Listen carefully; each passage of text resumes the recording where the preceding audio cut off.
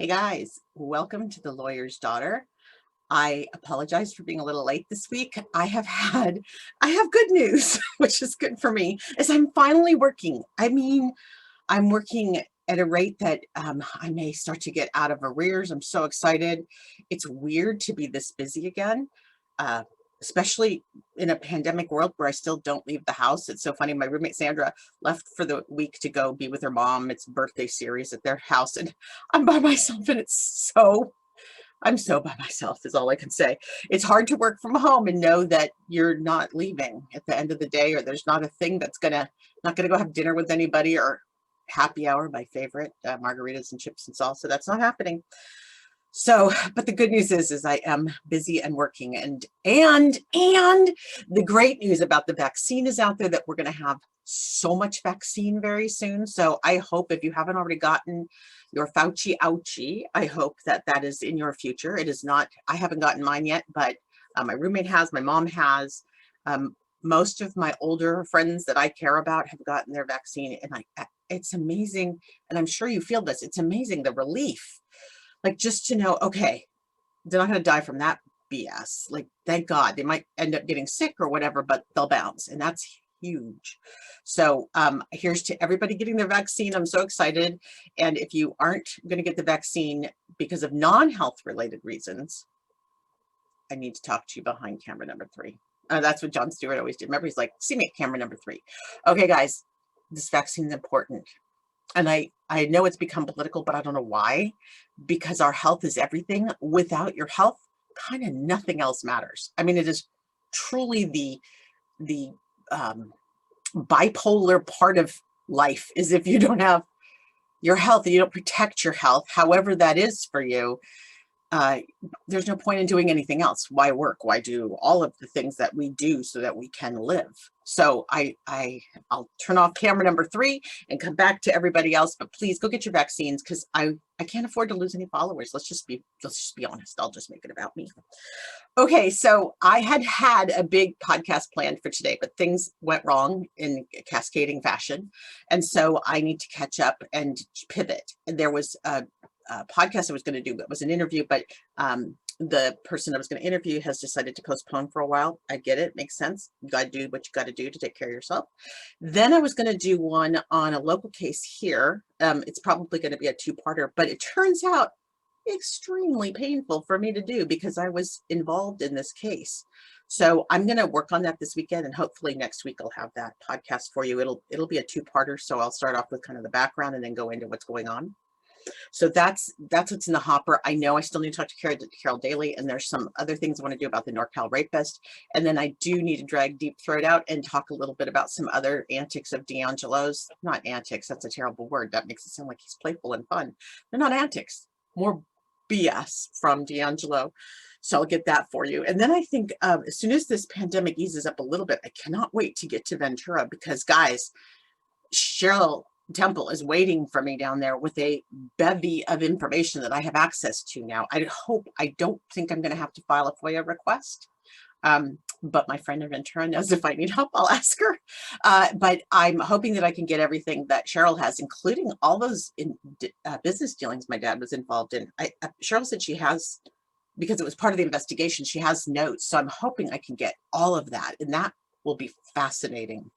Might have to hold that for a book. I keep threatening, but it's not going to happen. Now that I'm busy and getting paid, that's my top priority. Okay, so I'm going to do, today's podcast is going to be something a little bit different.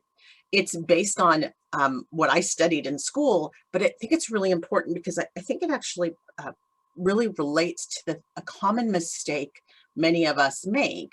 And as we talk about it, you might start to be aware. And that's my goal here, to just give you some awareness, because this is something that we all do. It's absolutely something I studied in rhetoric. Rhetoric was the word that we used for mass comm at UC Davis, but I studied it in rhetoric and then went on to study it more at Sac State when I was working on my master's degree, because I love communication. Obviously, it's something I care very much about. So you got to go back with me, man. We are in the early 80s. I'm at UC Davis. I had spent one semester at USC. Hated it. I can't even describe too much how much I hated USC. Learned some things down there that I would never have been exposed to otherwise. But oh my God, I hated USC. It was just, really, really affluent, or it was a lot of kids who had gotten scholarships, or, you know, work study, all those kind of things, but it was super stratified. That's what I hated, is there was no place for people kind of in the middle, which is what UC Davis was all about. UC Davis is like the home of the middle. It couldn't be. I mean, there's a lot of kids there that are not from the middle, but it didn't feel stratified. Like I made friends with everybody. It didn't matter to me. It was very much more like what I was just used to in California at Davis. So we're in, you're in upper division classes at this point. You've been to school for 2 years, and I lived in the dorms, and I'm studying communications. And we had this professor, son of Frank, who was that guy, you know, the professor that was like too cool for school and put his leg up on the desk as he talked to us, you know, because he probably was definitely a child of the 60s. I wasn't. I was born in the 60s, but I'm Gen X, man. I didn't know about all this hippie stuff. I just thought it was entertainment. A thing that we all watched over there was the hippie stuff, because I was too young to participate in that. So son of Frank taught, I want to say it was personal communication. I don't have my old college catalog, and if you do, I'm going to have to talk to you about that. But if I go back, I think it must have been personal communication, because there are 2 theories that I remember specifically from this class. And this is not the one we'll talk about today, but I'm still going to talk about. The first one was attractiveness theory. Now, this one's always mesmerized me, because I knew I'm a bright woman. I'm not bad looking. I'm not great looking, but I'm not bad looking. But I've been this overweight my whole life. Like, just my dad put me on Weight Watchers at age 11, like all my life. And the irony is, of course, I have my dad's body. So I've always been short and squat. That's just been me. So I struggled with, I didn't attract people. People were not attracted to me. I mean, romantically, let's be clear. I have friends and everything. I have rich, deep, beautiful relationships, but I just wasn't attracting romantic interest. I never did. So when attractiveness theory came up, you bet I was looking for an intellectual construct to solve the problem. So the first theory we learned about that I still remember today was attractiveness theory. Now I've looked, attractiveness theory has changed a lot since the early 80s. Mind you, this is just when these studies were beginning. We were starting to do a lot of sociological, anthropological studies about Americans and our culture and the change, because we had just been through, if you think about it, technology starting to speed up. The Industrial Revolution has happened. Things are starting to change a lot faster. And as individual Americans, we're starting to have a bit more control. Things have happened that give us a little bit more spare time. This will kick us in the ass in 40 years. But at the time, if you think about it, it's the time of, TV dinners have been out. We've got cars now, so you don't have to get in your horse and buggy to travel. You have washing machines, dryers, vacuums, all kinds of things that are giving the illusion of us getting our time back. A lot of people are becoming, slowly but surely becoming knowledge workers. It's just the beginning of the knowledge worker boom, but it's just starting at that time. So these theories were definitely in their infancy, especially now that I'm looking at it, you know, some 40 years later. So the attractiveness theory said, and this is why I thought it was such a cool, rational thing. Attractiveness theory said that we base who we're attracted to kind of almost like a points system. So I go on a lot about deal a meal. I don't know if you guys remember Richard Simmons. Oh my God, this is like an old timey podcast now for all you people that are old. I don't know what else to say. When did I get old? When did that happen? It's like Katie grew up and all of a sudden I'm on the other side. Oh, it's old. I'm on the old side. Thank you. That happened. Okay, so way back in the olden days, there was this guy named Richard Simmons. And you can still Google him and find out about him, but he was on General Hospital. And as you know, General Hospital already affected that I did my name change, because they had a Jennifer Smith who was very bad. And I don't want to be another Jennifer Smith, they're a dime a dozen. So General Hospital, that was the Luke and Laura days, guys. It was a big deal. There was a lot happening around General Hospital back then. Anyway, Richard Simmons was the, he ran something called the Anatomy Asylum. God, I'm really wandering here, but whatever. Here you go. The Anatomy Asylum was his exercise studio. It was in Beverly Hills. Now, I mentioned I went to USC. Who knew that was why it was going to be relevant? I was at USC that fall. It's the fall of 1980. right. It's after the murder in spring of 1980. I go to USC first. That's the first school I go to. I don't know that I'm like nutsy cuckoo. I'm having serious migraines at USC. And so I'm thinking it's a diet issue, right? Because that's what I've been told my whole life. I need to diet. And I'm just, bad. My food, everything about me is bad in terms of diet and food. So I'm living in that world. So I think I'm going to go try to go to Anatomy Asylum. This is still not to the deal meal part, but I'm getting there. So I do go over to Richard Simmons Anatomy Asylum in Beverly Hills, which from USC, it's about 15-mile drive, but it could take you 2 hours in Los Angeles, but not back then, 40 years ago. So I go and I get to exercise next to Jackie Zeman, Nurse Bobby Spencer, and Alan Quartermain, Stuart Damon at the time. I think he's still Stuart Damon. I believe he was Alan Quartermain at the time. I'll get that straight. Anyway, they're both young because it's a long time ago. And it was so cool to be exercising next to these guys. Now, Richard Simmons, he would get in your face. Like, I remember because I wasn't a good exerciser and this body likes to roll much more than rock. And so he was like in my face yelling at me, but it was still cool because it was, TV star Richard Simmons from the show General Hospital. So about maybe 20 years later, Richard comes out with this cool deal a meal thing. What he's done is essentially kind of what Weight Watchers ended up doing too, which is essentially you have a deck of cards and for any day you get a certain amount of cards. I always say points, but you just get a certain amount of points for your day. And you can choose to spend those however you'd like. I'm going to have to go back and remember why deal a meal was important to this rambling. Anyway, the deal a meal, because it goes with attractiveness theory, same concept. Okay, so deal a meal is that if you think, let's just say you have 10 points in a day. If you know that night you're going out with friends, you're going to probably save maybe 8 of your points for that night. Just think of them as, they're a unit of measure. You can make the measure whatever you'd like it to be, but just think you have 8 that you want to save for night because you know you're going to have a big night and you'll use 2 during the day because you're going to calibrate. I used this with raising Katie. I knew Katie only had so many energy points in a day. So if I was stupid enough to do something high energy with her in the morning and try again at night, it was not going to go well because I'd spent all of her points. All right. So now, okay, jump. We're going to go all the way ahead now to college, where attractiveness theory works similarly on points. And again, I'm sure this theory is old, but I'm just telling this one for fun. So attractiveness theory says you get certain points for certain traits. Now, what's really important is this skewed heavily male, and here's why.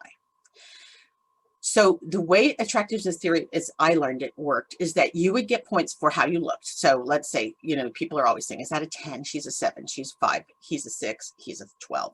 In fact, back then it was much more sexist. It was usually always about women, but you get points for just your physical appearance.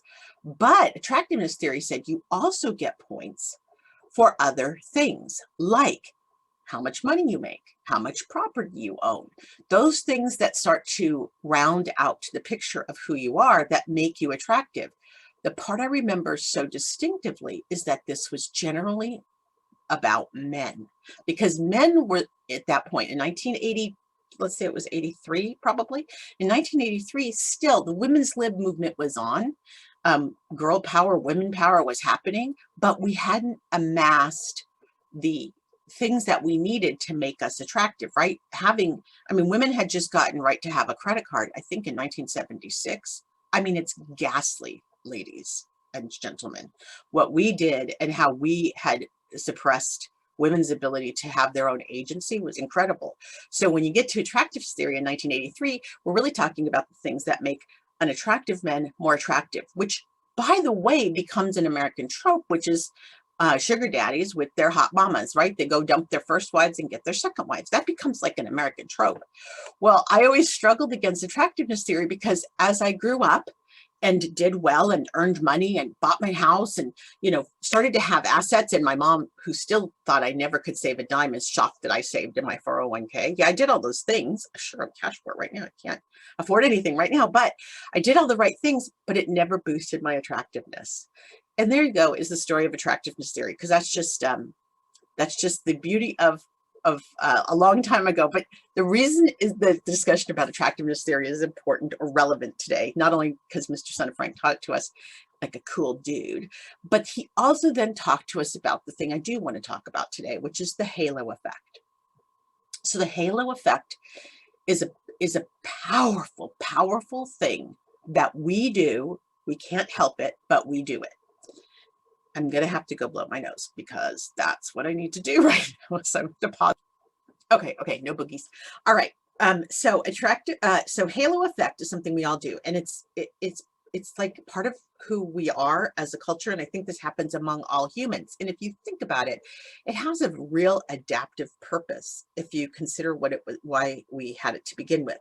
So the halo effect essentially says that you, by the very nature of seeing something familiar in someone else, we bestow upon them the traits of that familiarity. So you'll say this all the time. Oh my God, Karen totally reminds me of Alice. Wow, did I pick some really plain names there? But what you're doing is that Karen, you have bestowed upon Karen those traits that you love about Alice. Karen hasn't demonstrated those traits, at least typically not overtly, but there's something about your intuition, your sense that says Karen is a lot like Alice. Now, this is important because now you've just granted Karen a ton of new permissions in terms of your safety, your own intuition, your judgment. You have now given her a halo when in fact she has not earned it. And when it comes to being out in a world where some of the people we know out there are predators, the halo effect can really disrupt our intuition. And the thing I care about most for all of us, anybody listening, is to listen to your intuition. It's there to protect you. And typically anyone who has suffered trauma or has been through something difficult, our intuition can be a little bit wonky. It's either gotten way better or you're not trusting yourself. See self-gaslighting in the last episode of this podcast. It's very common not to trust yourself. So we rely on things like the halo effect. Now, the halo effect, like I said, it can let people into your lives based on assumptions that are not founded. And once those assumptions are in place, you have to actually have intention and be conscious to go and question those assumptions. So, for example, if you decide, okay, so Karen's just like Alice, so Karen must love to go out for cocktails at 6 o'clock and have drinks. Well, it turns out Karen does, but Karen wants to do it for a completely different reason than you think. It's not because she has fun with her friends. Karen has a drinking problem, but you aren't going to know that because you're thinking she's like Alice. So this happens a lot with predators, and especially as women judge men, is that again, I said this is adaptive, right? Because in the old long time ago, when we're basically mammals, we have to decide friend or foe, friend or foe. That's just something we're all doing all the time. And generally we can let our guard down a little bit because we know most people aren't foes, but there are foes out there. Well, you can see how the halo effect then helped you say, okay, and broadly, this person's like that person, I'm going to trust them. Very adaptive, until it isn't, until we start to ascribe traits to someone that are not true. So it's okay to say, oh, they seem like a nice person. Karen does seem like Alice. I mean, she seems nice. That's good. Stop right there. Now go find out why you think she's nice. Do not let the halo effect keep you blind to the additional investigation you need to do. I'm not talking about being paranoid. I'm not talking about you overjudging everyone, but it is incredibly important, especially if you've not trusted your intuition, to know and be aware of the halo effect, because we do use it all the time. And it's a really important concept to teach your kids, because again, they have even less criteria to screen people, right? I mean, we make this horrible dichotomy for them of stranger danger and friends of the family. And of course, I know most of you listening know friends of the families are the ones that are often doing most of the harm. I'll just say it, sexual assault, all the other gross things that happen, it is often linked to friends of the family. So the stranger danger thing, that dichotomy is nuts. So teaching your kids about the halo effect is not a bad thing. Where you say, you like them, why do you like them? And as a parent, you can just start to probe a little bit. And as your kid is able to tell you more traits about why they like a person, the more you're combating the halo effect, which is good, which is healthy, because that means then we're starting to evaluate people based on who they are, and most importantly, their behavior and what they've done. I mean, if I talk about this often, but if there's anything, and there's a reason Rachel Maddow says it every night, It's what they do, not what they say. It's the same thing with just the people around us. It is what they do and not what they say.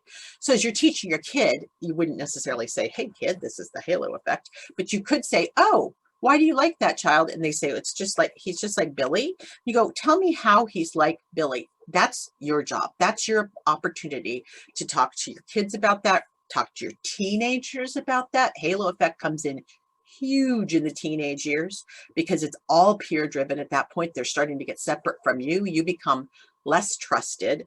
You're trusted in their heart, but you're not necessarily trusted in your advice, right? You can become less trusted during those years. And then it's very good to help with your girlfriends and your boyfriends, the people out there, the people you support, your family members. We see it happening in politics, and it's going to be hard to combat because that is where the halo effect has actually almost mutated. And I'm sure there's another name for that. I believe we're calling it cult behavior. But you can see if you step back and start to look at people for who they are, which is so important, and start to call out and help your friends and the people you love notice people. Notice those traits in people that make them like them. Just get folks to say more words about it. In fact, you can do it for yourself. If you just come away from me and go, I really like that person, just while you're driving home or hanging up the Zoom, because nobody goes anywhere anymore, think about why it is you like them and really discern which traits you're assigning to them because they reminded you of someone else, or that you see them demonstrating those traits right there in front of you. That's really where you want to create that line. So there I go. The halo effect from Com Studies in 1982, 83, but good stuff because it's in play today. And go Google more about this. I think it'll possibly open your eyes to some of the behaviors you've had where sometimes you go, why do I always pick the wrong people? Possibly you're using the halo effect to grant them credits and grace that they have not earned, but that's all on you. This is all on you. It's not about them at all. It's about how your brain overrides your intuition and your judgment and makes you go fast, because in the old days we had to cope, but now you have time. Now it's worth it. Make sure that you can identify really what you like about a person, and you can tie those to their behaviors so you know it's not just words. And hopefully that keeps us all just a little bit safer. Okay, so short podcast, fun podcast, but I wanted to get out to you guys and let you know what's going on. Like I said, haven't got my Fauci ouchie yet, but hopefully that's soon. We're just waiting for more vaccines to get to California. And I hope you all go out and get your vaccines. It's so exciting. I guess I want to just get back out with people again. I'm so ready to get out of the house and just drink. Is that really what I'm going to say? I can't wait to get out of the house and just share good times, even Starbucks, even going to work at Starbucks. Oh my God, I miss that so much. All right. Have a great week, and I will talk to you next time. Thanks for listening to The Lawyer's Daughter. I really do appreciate it.